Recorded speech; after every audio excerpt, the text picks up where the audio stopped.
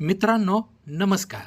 आज तुम्हाला 2500 वर्षापूर्वीच्या अद्भुत अशा लेण्यांचं दर्शन तुम्हाला घडवणार आहे.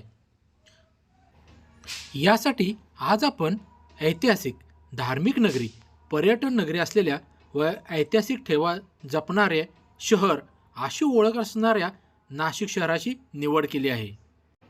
मित्रांनो, माझी तुम्हाला विनंती आहे की आपला healthcare lifestyle and wellness by doctor Ajit या यूट्यूब चॅनलला सबस्क्राईब करायचं विसरू नका. व्हिडिओच्या खाली असणारं रेड कलरचं बटन प्रेस करा, बेल आयकॉनला हिट करा, म्हणजे तुम्हाला नोटिफिकेशन मिळत राहतील. मित्रांनो, येथे जाण्यासाठी मार्ग अगदी सोयीस्कर आहे. नाशिक मुंबई महामार्गावरती बसेस सतत 20 मिनिटाला तुम्हाला मिळतील. CBS अर्थात सेंट्रल बस स्टेशन नाशिकपासून साधारण 10 किलोमीटरवरती या लेण्या आहेत. निमाणी बस स्टँडपासून मित्रांनो 35 रुपये तिकीट आहे. या लेण्यांना पांडव लेणी किंवा त्रिरश्मी बौद्ध लेणी असं देखील संबोधले जाते. या लेण्यांच्या पायथ्याशी बौद्ध विहार आणि फाळके स्मारक आहे. गौतम बुद्धांच्या जीवनातील चित्रपट येथे दाखवण्यात आलेला आहे. या ठिकाणी नक्की तुम्ही भेट द्या. संपूर्ण देशात असणाऱ्या 1200 प्राचीन बौद्ध लेण्यांपैकी 680 लेणी महाराष्ट्रात आहेत. अजंठा लेणीप्रमाणेच मित्रांनो नाशिक येथील या बौद्ध लेण्या फार प्रसिद्ध आहेत. वेगवेगळ्या कालखंडात या लेण्या कोरल्या गेल्या आहेत. एकूण 24 लेण्या येथे पाहायला मिळतात. तर मित्रांनो 27 शिलालेख येथे पाहायला मिळतात. चला तर मग लेण्यांची सफर करूयात. लेण्या बघायला वरती जाण्यासाठी पायऱ्यांची व्यवस्था करण्यात आलेली आहे. आता अगदी थोड्या अंतरावरती लेण्या आपल्याला पाहायला मिळतील. लेण्या पाहिल्यानंतर मित्रांनो तुम्ही नक्कीच अचंबित व्हाल, यात काही शंका नाही. तुमच्या मनामध्ये नाना तऱ्हेचे प्रश्न निर्माण होतील. या लेण्या कोणी बनवलेल्या असतील, कशासाठी बनवलेल्या असतील, कोण येथे राहत असेल, किती वेळ लागला असेल, किती मजूर किती वर्ष काम करत असतील, का या रहस्यमय गुफा किंवा या लेण्या कोणी एलियन्सने बनवल्या का? त्या काळी मशिनरी नव्हती, मग हातोडी किंवा लोखंडाची छिन्नी सुद्धा तुटेल असा हा काळा दगड, आणि मग ह्या काळी त्या लेण्या कशा काय कोरल्या असतील? कोणत्याही इंजिनिअरिंग शाखेचं शिक्षण नाही, मग आत्ताच्या इंजिनिअरला सुद्धा लाजवेल एवढ्या कोरीव शिल्पकला कशा काय त्यांना अवगत झाल्या असतील? हे ज्ञान त्यांना कसं काय मिळालं असेल? असे म्हटले जाते की या गुहा बोलतात किंवा येथील लेण्या बोलतात.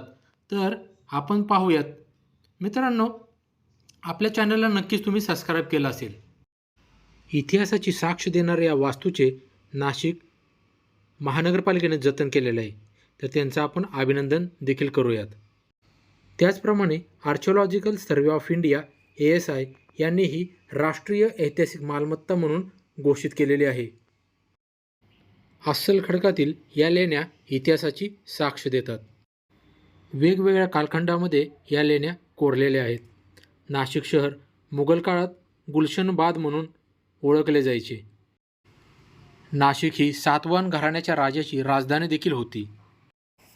गौतमीपुत्र सातकर्णी हा त्या काळचा सर्वात सामर्थ्यवान राजा होता. सातवाहन, क्षत्रप आणि गौतमीपुत्र सातकर्णी या 3 राजघराण्यांच्या काळातील या लेण्या इतिहासाची आज देखील साक्ष देतात. संपूर्ण परिसर रमणीय असा आहे आणि वरून विहंगम असे दृश्य पाहायला मिळते. हे सर्व पाहिल्यावरती मन अगदी भारावून जाते. येथे समोरच तिकीट काउंटर आहे. येथे एक माफक शुल्कामध्ये आतमध्ये आपल्याला प्रवेश मिळतो. या लेण्यांना पंढरू असे देखील संबोधले जायचे. याचा पाली भाषेत अर्थ होतो पिवळ्या रंगाचा रंग. या लेण्यामध्ये पिवळे वस्त्र परिधान करणारे बौद्ध भिक्षूंचे निवासस्थान होते. पुढे पंढरू हा शब्द बदलून पांडू गुहा असा झाला. असे सांगण्यात येते की येथे संत मणिभद्रजी, अंबिकादेवी आणि तीर्थंकर वृषभदेव यांचे देखील वास्तव्य होते. इतिहास संरक्षित राहणे गरजेचं आहे आणि त्यासाठी तुम्ही देखील मित्रांनो नक्की योगदान द्या. येथे चैत्यग्रह पाहायला मिळतात. याला आपण मेडिटेशन रूम म्हणतो. येथे साधना केली जात असे. मग मित्रांनो, कधी येता या नाशिकच्या लेण्या पाहायला आणि इथले सौंदर्य पाहायला मला नक्की कमेंट बॉक्समध्ये कमेंट करून सांगा. या लेण्या पूर्वेकडे तोंड करून उभ्या आहेत. पूर्ण दिवसभर सूर्याची किरणे येथे पडतात. त्यामुळे उजेड राहतो, शीतलता राहते. दिवसा देखील आतमध्ये थंडावा मिळतो आणि येथे डायरेक्ट दुपारच्या वेळेला देखील सूर्याची किरणे येतात. त्यामुळे अंधार सहसा पडत नाही. दिवसा थंडावा मिळतो. दगड गरम होण्यासाठी कालावधी लागत असतो आणि रात्रीच्या वेळी जेव्हा थंडी वाढते तेव्हा दगडावरील उष्णता आतमध्ये प्रवाहित होते व टेम्परेचर अर्थात तापमान हे नियंत्रित राहण्यास मदत होते. म्हणून तर यांना त्रिरश्मी बौद्ध लेणी असं देखील म्हटलं जातं. या लेण्यामध्ये पाली भाषेत सूचना करण्यात आलेल्या आहेत. त्याचप्रमाणे मोर, हत्ती आणि अशोक चक्र हे पाहायला मिळतात. मित्रांनो, म्हणजेच सम्राट अशोकाचे शासन दाखवण्याचा प्रयत्न करण्यात आलेला आहे. कार्बन डेटिंगवरून कळते की हा पिरियड बौद्ध धर्माच्या उदयाचा होता. येथील आणखी एक वैशिष्ट्य म्हणजे या लेण्या डबल स्टोरेज आहेत. येथील लेण्यांना पिंपळाच्या पानांच्या आकारांचा आकार देण्यात आलेला आहे. असं म्हटलं जातं की गौतम बुद्धांनी पिंपळाच्या झाडाखाली बसून साधना केली. आता पाहूयात 12 क्रमांकाची लेणी.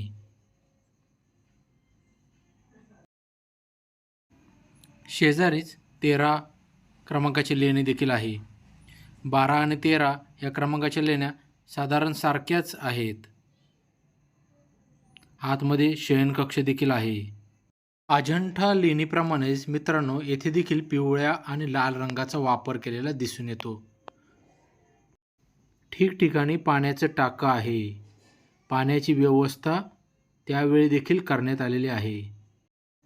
या सुंदर लेण्यांचं सौंदर्य अबाधित राखण्याचं काम युवा पिढीचं देखील आहे.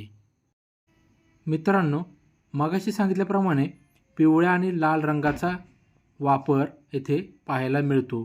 मग निळा रंग का वापरला नाही? मग ती कला अवगत नव्हती का? अशा असंख्य प्रश्न मनामध्ये घर करतात.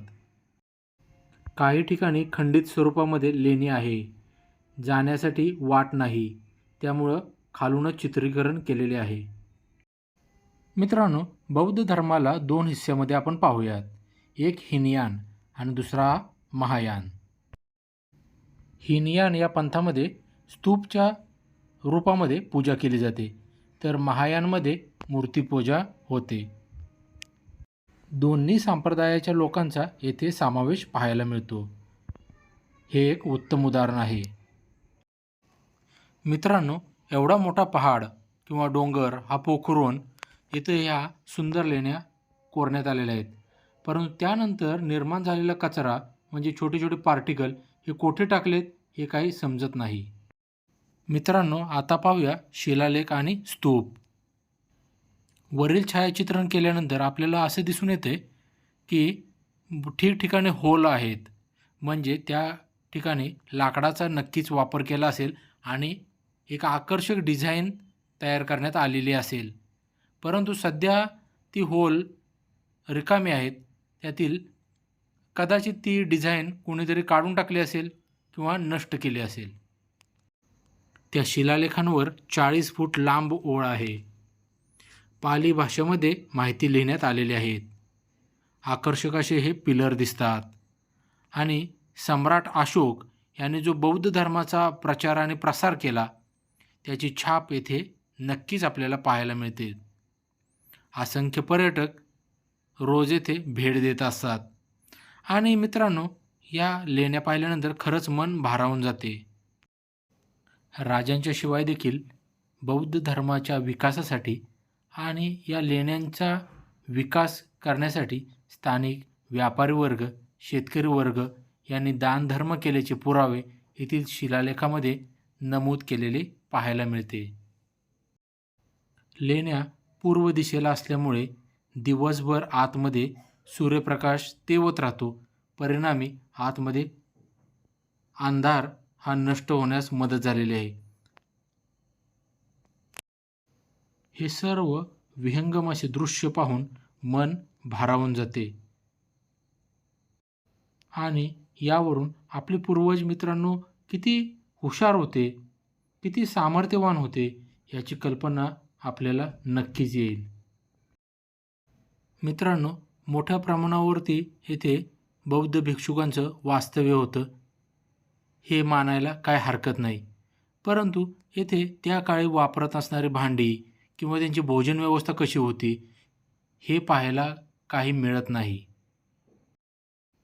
आतमध्ये प्रवेश करताना आपल्याला चप्पल किंवा आपल्याला बूट हे बाहेरच काढून आतमध्ये प्रवेश करायचा आहे, जेणेकरून या पवित्र अशा स्थानाचे पावित्र्य अबाधित राखण्यास मदत होईल.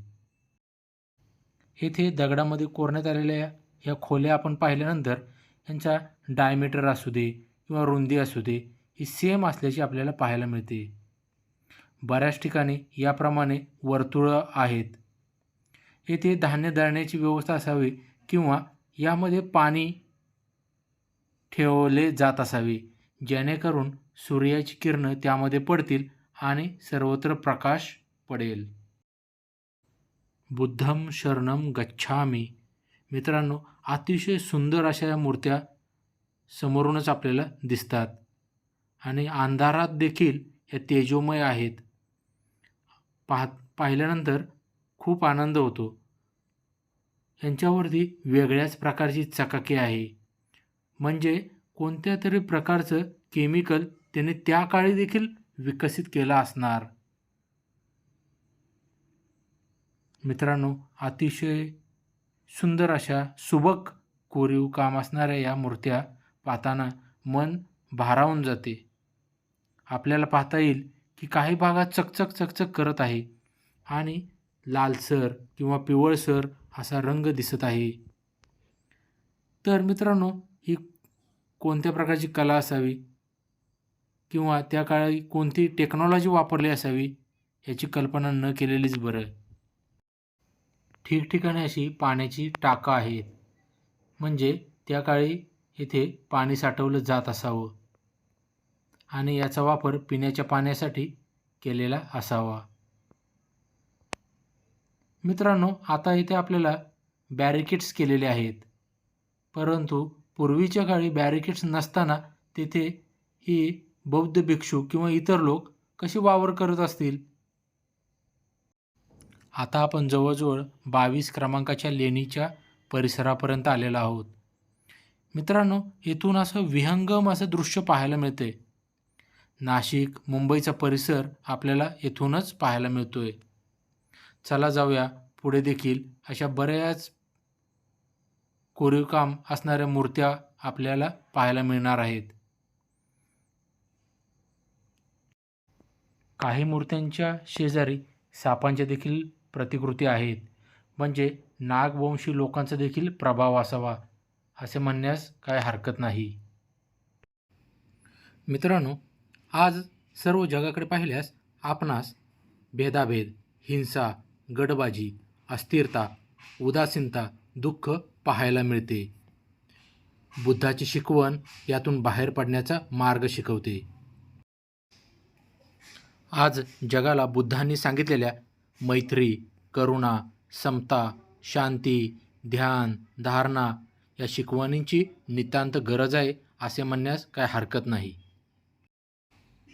आज भारताप्रमाणे श्रीलंका, नेपाळ, तिबेट, भूटान, बांगलादेश या ठिकाणी यासारख्या अनेक देशामध्ये बौद्ध धर्मीय गुण्यागोविंदाने राहत आहेत. मित्रांनो, आपल्याला ही माहिती कशी वाटली हे मला नक्की कमेंट बॉक्समध्ये कमेंट करून सांगा आणि आपल्या चॅनलला लाईक आणि सबस्क्राईब करायचं विसरू नका. व्हिडिओच्या खाली असणारं रेड कलरचं बटन प्रेस करा, बेल आयकॉनला हिट करा, म्हणजे तुम्हाला आपल्या चॅनलकडून नोटिफिकेशन मिळत राहतील. मित्रांनो, एक तुम्हाला महत्त्वाची गोष्ट सांगायची राहून गेली. जागोजागी खडकामध्ये याप्रमाणे होल करण्यात आलेले आहेत. त्या काळी पूर्वीच्या काळी त्या होलमध्ये पाणी ठेवले जात असाय, म्हणजे पूर्वेकडून येणारी सूर्याची किरणे त्यामध्ये पडायची आणि त्याचं परिवर्तन होऊन प्रकाश आतमध्ये लेण्यांच्या आतमध्ये जाण्यासाठी मदत व्हायचा. मित्रांनो, आपल्याला हा व्हिडिओ कसा वाटला मला नक्की कमेंट बॉक्समध्ये आपला फीडबॅक द्या, आपला अभिप्राय द्या आणि आपण कुठून आहात ते देखील ठिकाण नमूद करायला विसरू नका. कारण ह्या लेण्या म्हणजे आपल्याला लाभलेला एक सांस्कृतिक वारसा आहे आणि यांचं जतन करणं ही तुमची आमची सर्वांचीच जबाबदारी आहे. तर मित्रांनो, नाशिक या धर्मनगरीला भेट द्यायचं विसरू नका. येथील ऐतिहासिक वारसा आणि ही धार्मिक नगरी, पर्यटन नगरी म्हणून उदयास येत आहे. येथे अनेक बघण्यासारखे ठिकाणे आहेत.